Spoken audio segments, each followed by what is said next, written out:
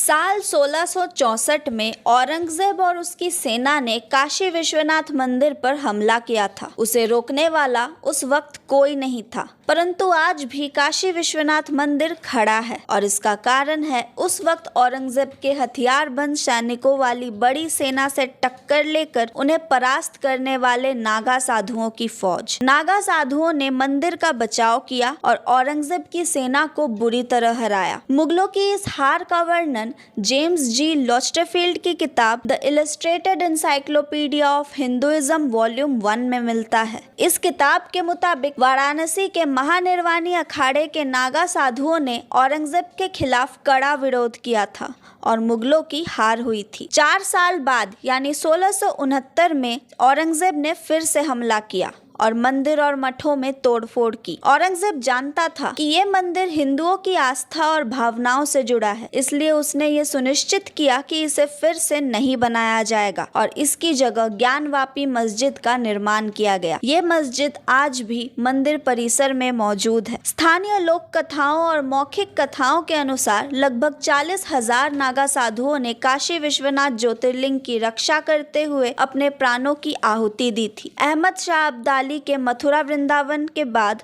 गोकुल पर आक्रमण करने पर भी नागा साधुओं ने मुकाबला करके गोकुल की रक्षा की थी।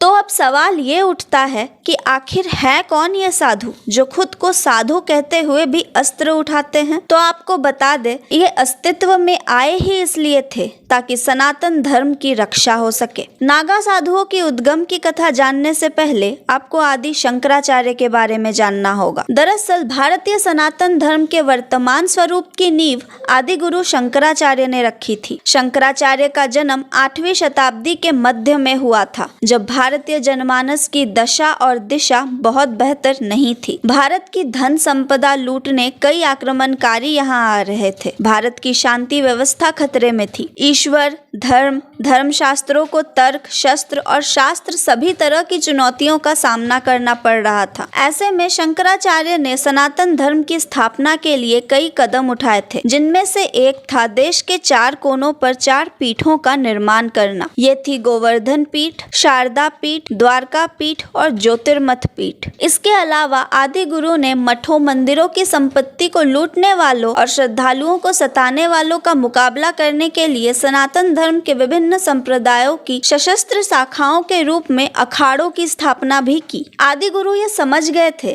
कि सामाजिक उथल-पुथल के इस युग में केवल आध्यात्मिक शक्ति से ही इन चुनौतियों का मुकाबला करना काफी नहीं है। उन्होंने जोर दिया कि युवा साधु व्यायाम करके अपने शरीर को सुदृढ़ बनाएं और हथियार चलाने में भी कुशलता हासिल करें। इसलिए ऐसे मठ बने जहां इस तरह के व्यायाम या शस्त्र संचालन का अभ्यास कराया जाता था। ऐसे मठों को अखाड़ा कहा जाने लगा। शंकराचार्य ने अखाड़ों को सुझाव दिया कि मठ, मंदिरों और श्रद्धालुओं की रक्षा करने के लिए जरूरत पड़ने पर शक्ति का प्रयोग अवश्य करें। इस तरह बाहरी आक्रमणों के उस दौर में इन अखाड़ों ने एक सुरक्षा कवच का काम किया। कई बार स्थानीय राजा महाराजा भी विदेशी आक्रमण की स्थिति में नागा योद्धा साधुओं का सहयोग लिया करते थे। इतिहास में ऐसे कई गौरवपूर्ण युद्धों का वर्णन मिलता है, जिनमें हजारों नागा साधुओं ने हिस्सा लिया। भारत की आजादी के बाद इन अखाड़ों ने अपने सैन्य चरित्र को त्याग दिया, परंतु आज भी 13 प्रमुख अखाड़े हैं, जिनमें प्रत्येक के शीर्ष पर महंत आसीन होते हैं।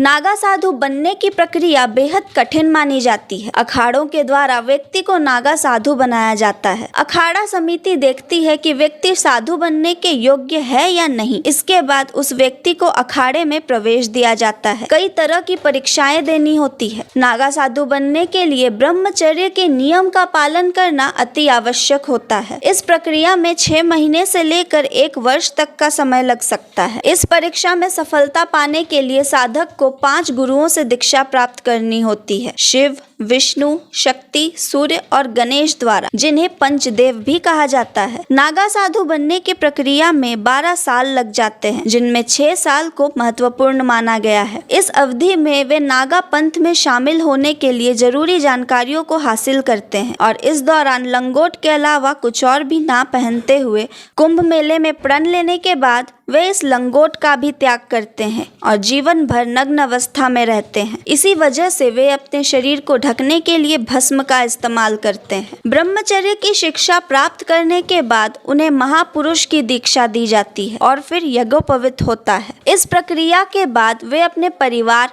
और अपना पिंड दान करते हैं, जिसे बीजवान कहा जाता है। यही कारण है कि नागा साधुओं के लिए सांसारिक परिवार का कोई महत्व नहीं होता। ये समुदाय को ही अपना परिवार मानते हैं। नागा साधु पूरे दिन में केवल एक समय ही भोजन ग्रहण करते हैं और वो भी भिक्षा प्राप्त हुए भोजन का सेवन करते हैं। वे एक दिन में सिर्फ 7 घरों से ही भिक्षा मांग सकते। यदि इन घरों से भिक्षा मिली तो ठीक, वरना उन्हें बिना भोजन के ही रहना पड़ता है। वे सोने के लिए बिस्तर का प्रयोग भी नहीं करते।